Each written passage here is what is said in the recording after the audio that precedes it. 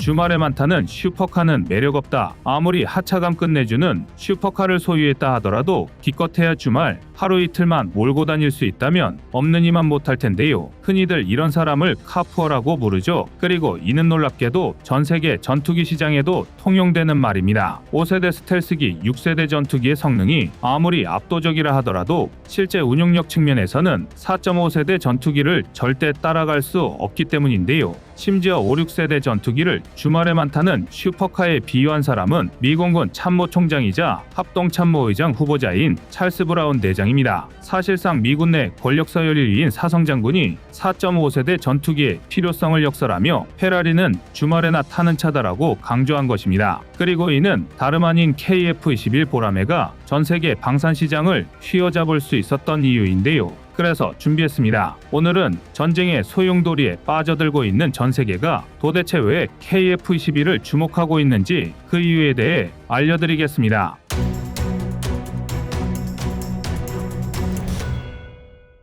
5세대 스텔스기와 공중전력의 초월적 개념을 제시한 6세대기, 분명 매우 강력한 전력임에는 틀림없지만 최초 등장 단계의 충격 때문에 그 성능이 지나치게 과장된 면이 있습니다. 먼저 6세대 전투기는 복합적인 전투 상황에서 파일럿의 의사결정을 돕는 AI가 탑재되어 있고 더욱 강화된 스텔스 성능과 네트워크 센트릭 전투 능력으로 높은 생존성과 전투 효율성을 확보한 전투기를 말하는데요. 그러나 아직은 명확한 개념이 확립되지 않은 만큼 지금 단계에서 6세대기의 효용성을 논의하는 건 상당히 어렵습니다. 5세대 스텔스기는 레이더 단면적을 줄이는 동체 영상과 고도로 발달된 항공전자 장비, 전장의 상황을 일목요연하게 파악할 수 있는 네트워크 데이터 융합, 실시간 데이터 스트리밍이 가능한 임무 컴퓨터 등이 갖춰진 전투기를 말합니다. 즉, 세대 간의 격차라기보다는 기능적 차이에 더 가까운데요. 그리고 이는 4.5세대 전투기라는 개념이 등장하면서 극복 가능한 수준이 되었습니다. 4.5세대기는 5세대에 버금가는 진보된 항전 장비를 탑재하고 있는데요. 4세대 전투기에 비해 훨씬 향상된 비행 제어 시스템과 센서 융합 기능이 포함된 정교한 항공전자 시스템을 갖추고 있습니다. 또한 에이사 레이더를 포함해 보안 데이터 링크를 통해 전장의 정보를 공유할 수 있는 네트워크 중심의 전쟁 수행 능력을 갖추고 있으며 5세대기만큼은 아니더라도 구조적으로 레이더 단면적을 감소시킬 수 있는 동체 영상을 띠고 있습니다. 가장 단적인 예가 바로 KF-21 보라매인데요. KF-21은 F-22 랩터와 유사한 내용 탓에 한때 서구 군사 관계자들 사이에서 베이비 랩터라는 별명으로 불렸습니다. KF-21은 단순히 레이더 반사면적을 줄일 수 있는 최적의 영상을 취했을 뿐이지만 자연스러운 수렴 진화로 인해 F-22와 닮은 모습이 된 건데요. 여기에 일반적으로 4.5세대기는 4세대기에 비해 더욱 고성능 엔진을 탑재하면서 더 나은 연료 효율성과 추중비를 확보했습니다. 그 결과 4.5세대기는 세대 간의 격차를 나타내는 구분법이 무색하게도 5세대 스텔스기를 격추할 수 있는 성능을 확보하게 되었는데요. 스텔스는 어디까지나 탐지 범위를 줄여줄 뿐이지 완벽하게 보이지 않게 만들 수는 없습니다. 공중조기 경보 통제기의 지원을 받은 4.5세대기가 충분한 거리까지만 접근할 수 있다면 5세대기를 격추하는 건 어렵지 않습니다. 특히 KF-21에 탑재된 IRST는 열신호를 감지하는 데다 레이더와 달리 특정 전파를 방출하지 않기 때문에 추적 중인 전투기 모르게 탐지가 가능한데요. 물론 앞서 말한 대로 일정 범위 이내에 접근해야 한다는 단서 조항이 붙지만 5세대기는 레이더에 노출되는 단면적을 최소화하기 위한 설계 특성상 공기역학적인 구조를 채택하기 어렵고 이로 인해 4세대기와 비슷한 수준의 기동성을 보이며 최고 속도는 더욱 떨어지는 경우가 많습니다. 일례로 F-35의 최고 속도가 마하 1.6에 불과하지만 KF-21은 아직 시험 단계임에도 이미 최고 측정 속도가 마하 1.8을 돌파했습니다. 게다가 F-35가 완전한 스텔스 성능을 구사하려면 내부 무장창만을 사용해야 하는데 여기에 탑재 가능한 무장이라고 해봐야 2000파운드급이 고작입니다. AI-M120D 암람 내지 JDAM 4발을 탑재하는 게 전부라는 건데요. 스텔스기가 분명 훌륭한 전략적 요소를 제공할 수 있는 건 맞지만 절대 만능은 아니라는 것입니다. 이쯤 되면 왜 슈퍼카라는 비유가 전투기에도 들어맞는지 이해할 수 있으실 텐데요. 공통점은 또 있습니다. 바로 도저히 감당할 수 없는 유지비입니다. 오죽하면 1년에 국방비만 1,000조 원 이상 쓴다는 미국조차도 말도 안 되는 유지비 탓에 지금까지도 4.5세대기를 주력으로 사용하고 있을 정도인데요. 단적인 예로 F-22A 랩터는 미국 회계감사원의 추산 결과 비행시간당 소모비용이 약 8만 5천 달러에 육박합니다.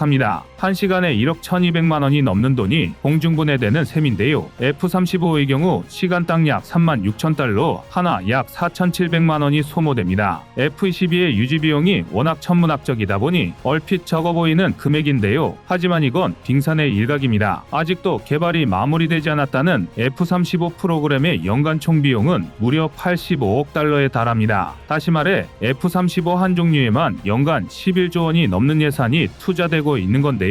이를 바탕으로 추산한 결과 F-35를 수명주기인 60년 동안 운용한다고 가정할 시 자그마치 1조 달러가 넘는 유지비용이 필요합니다. F-22, F-35는 5세대기라는 특수성 때문에 생산량이 낮을 수밖에 없고 이는 필연적으로 부품 비용 증가를 야기하는데요. 게다가 스텔스 도료 코팅, 특수유지 보수 절차, 고유항공 전자 시스템 사용 등이 유지비용을 천정부지로 치솟게 하는 원인입니다. 미국조차 이를 감당할 수 없다 보니 F-22 퇴역 절차에 돌입한 건데요. 한편 여전히 미국을 포함한 많은 나라에서 주력으로 사용되고 있는 F-16의 비행시간당 소모비용은 약 2,900만 원, F-A-18 슈퍼호넷은 약 2,400만 원에 불과합니다. 이와 같은 범용적인 성능, 합리적인 유지비 덕에 4.5세대기는 여전히 거의 모든 나라의 주력 전투기이자 전 세계 방산 시장의 주력 상품으로 자리매김하고 있는데요. 이 중에서도 F-16V, F-15EX와 4.5세대기의 중요성이 부각되면서 최근 연달아 수출에 성공 중인 프랑스의 라팔, 끝으로 대한민국이 개발 중인 KF-21 보라매가 가장 주목받고 있습니다. 그러나 성능과 다른 여러 가지 사항을 고려한다면 결론은 KF-21로 모일 수밖에 없는데요. 이를 보여주는 가장 표면적인 지표가 바로 추중비입니다. 엔진의 파워 대비 기체 중량을 나타내는 추중비는 항공기의 기동성을 결정하는 가장 결정적인 역할을 합니다. 물론 추중비가 높은 게 만능은 아니지만 4.5세대기의 장점이 빠른 기동성과 이를 바탕으로 한 폭넓은 전투 영역임을 고려한다면 이를 결코 무시할 수 없는 것도 사실입니다. 일례로 F-16V는 프렛 앤 위트니 F-100PW229 또는 제너럴 일렉트릭 F-110G129 엔진을 사용하는데요. 엔진에 따른 추력 차이는 있지만 평균 29,000파운드의 추력을 갖고 평균 전투 중량을 고려했을 때 추중비는 1.2입니다. 흔히들 추중비가 1을 초과하면 엔진의 추력만으로 전투기를 수직 상승시키는 게 가능하다고 비유하는데요. 50%의 연료를 탑재한 F-35A의 추중비가 1.07로 간신히 2를 초과한다는 걸 생각하면 F-16V의 기동성은 놀라운 수준입니다. 반면 F-15EX는 최대 추력 29,500파운드의 GF-110-129 F터버너 터보팬을 탑재했고 추중비는 0.93 남짓입니다. 초기형 F-15는 공중호 세기로 설계되었지만 후기형으로 갈수록 공격기와 전투기의 역할을 모두 수행할 수 있는 방향으로 개량 초점이 맞춰졌고 이에 따라 필연적으로 폭장량이 늘어나는 대신 추중비는 낮아졌습니다. 실제로 우리 공군도 F-15K를 전폭기로 운용하고 있는데요. KF-21의 최대 라이벌로 평가받는 라팔의 경우 스네크마 M8082 엔진을 탑재했고 최대 추력은 17,000파운드로 동급 기종 대비 다소 낮은 편인데요. 추중비도 가장 보편적인 라팔 비형 기준으로 0.98에 불과합니다. 왜 지금까지 라팔이 방산 시장에서 외면받아왔는지 알 수 있는 대목인데요. 이와 반대로 KF-21은 같은 F414G400 엔진을 사용하는 FA-18EF보다 작고 가벼우며 동급 추력의 F-35보다 익면하중이 작다는 이점 덕분에 수치상 추중비가 유로파이터 타이푼에 육박할 것으로 추정되는데요. 수치로 치환하면 약 1.15에 달하는 셈입니다. 하지만 여기에 3중의 FBW, LEX, 가변 캠퍼 날개 등이 적용됨에 따라 실제 가속력과 선의 능력, 고바듬각 기동력은 더욱 높은 수준일 것으로 전문가들은 분석하고 있습니다. 이뿐만이 아닙니다. 운용 비용 측면과 무장 호환성 측면에서도 KF-21은 상당한 장점을 갖추고 있는데요.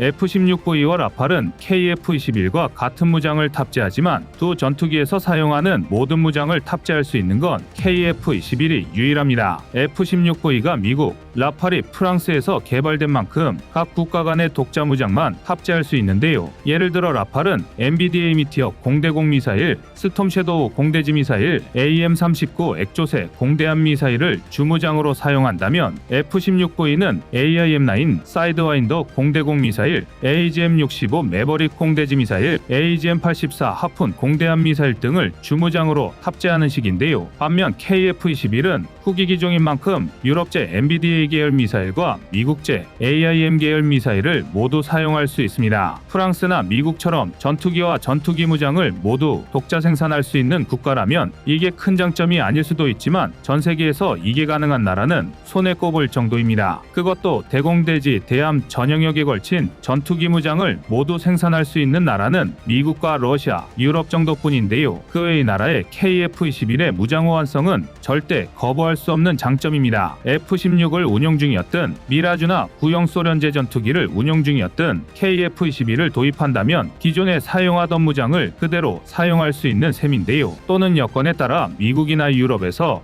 폭넓게 무장 수입처를 선택할 수 있습니다. 혹은 장기적으로 KF-21과 함께 대한민국산 전투기 무장을 채택할 수도 있을 텐데요. 이런 이점이 가장 큰 효과를 발휘할 수 있는 곳은 다름 아닌 나토입니다. 다국정연합인 나토의 특성을 고려했을 때 호환성은 가장 중요한 고려 요소인데요. 나토에 소속된 많은 국가가 자국 방위 산업의 맥락에서 방위 산업 구매를 고려하고 있으므로 KF-21의 구매 조건에 기술 이전이나 현지 생산을 포함할 수 있다면 더 매력적일 수 있을 것입니다. 여러분의 생각은 어떠신가요? 이상 꺼리튜브였습니다. 안녕하세요, 꺼리튜브입니다. 그동안 보내주신 사랑과 응원으로 1편 출간에 이어 이번에 꺼리튜브의 새로운 신작 세상에 밝혀지지 않은 현대무기 비하를 출간했습니다. 내용이 어려워 쉽게 다가서지 못했던 군사무기 이야기를 남녀노소 누구나 편하게 이해할 수 있도록 모아봤는데요. 그 누구도 알 수 없던 현대무기 비하의 숨겨진 이야기를 이제 온라인 서점이나 가까운 서점에서 만나볼 수 있습니다. 또 전문적인 군사무기 이야기를 알고 싶다면 꺼리튜브 1편인 대한민국 육해공 군사무기도 준비되어 있습니다.